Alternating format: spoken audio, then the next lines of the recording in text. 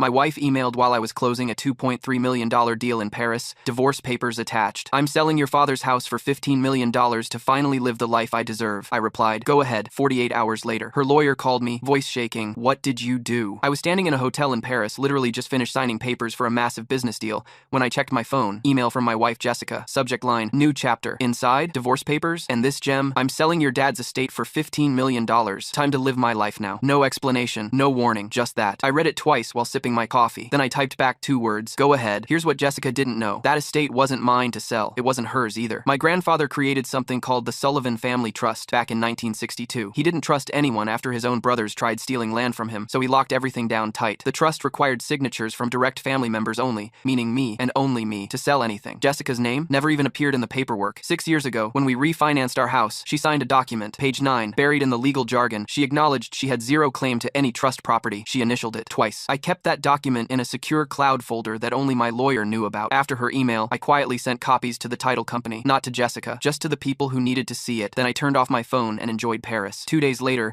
Jessica strutted into the Beverly Hills title office like she was filming a reality show. Designer coat, huge sunglasses, carrying a binder full of proof she owned the property. The escrow officer asked for the transfer release from the trustee. Jessica waved the deed around. I have this. Daniel signed it over to me. The officer looked at her screen. Ma'am, that's not valid. This property is held in the Sullivan Family Trust. You're not listed as a trustee or beneficiary anywhere. Jessica's realtor went pale. The $15 million buyer was already asking questions. That's when the officer showed Jessica the document she signed 6 years ago, the one where she confirmed she owned nothing from the trust. Jessica tried arguing, tried calling me. I was literally on a beach in Nice, drinking mojitos. By midnight, I had my lawyer file an emergency court order. Within hours, the entire estate was legally frozen. Every listing pulled down, every sale blocked. The buyer's lawyer from Dubai sent Jessica a letter threatening to sue her for fraud. But it gets better. Jessica had been posting all over Instagram about her property, pictures of the gardens, calling it my ancestral home, even announcing her plans to start a wine business using our family name. My legal team used her own social media posts as evidence against her. Screenshots, location tags, everything. The investors she'd been courting, they all disappeared once they saw my public statement. The Sullivan name is not available for unauthorized commercial use. Her wine dreams, dead. Her access to our joint accounts. The prenup she bragged about barely reading